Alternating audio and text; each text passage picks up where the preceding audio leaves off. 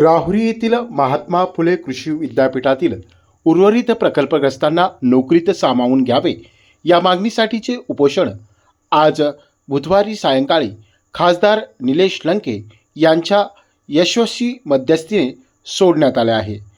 प्रकल्पग्रस्तांसाठीच्या भरतीची जाहिरात दिनांक 31 डिसेंबर 2024 रोजी प्रसारित करण्यात आली असून जाहिरात प्रसिद्ध होऊन 8 महिने पूर्ण होत आले तरी देखील विद्यापीठ प्रशासन भरती प्रक्रिया पूर्ण करत नव्हते।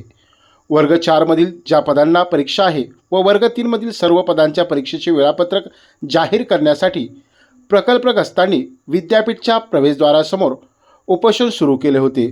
दरम्यान आज या उपोषणस्थळी खासदार निलेश लंके यांनी भेट देऊन प्रकल्पग्रस्त प्रतिनिधी यांच्याशी चर्चा केली। दरम्यान यावेळी TCS कडून भरती प्रक्रियेचे वेळापत्रक मिळवण्यासाठी विद्यापीठ प्रशासनाने पाठपुरावा करून लवकरात लवकर वेळापत्रक प्रसिद्ध करावे, तसेच भविष्यात होऊ घातलेल्या स्थानिक स्वराज्य संस्थांच्या मतदान प्रक्रियेच्या अगोदर भरती प्रक्रिया पूर्ण करण्यात यावी असे चर्चेअंती ठरल्यानंतर प्रकल्पग्रस्तांनी खासदार निलेश लंके यांच्या हस्ते हे उपोषण सोडले आहे।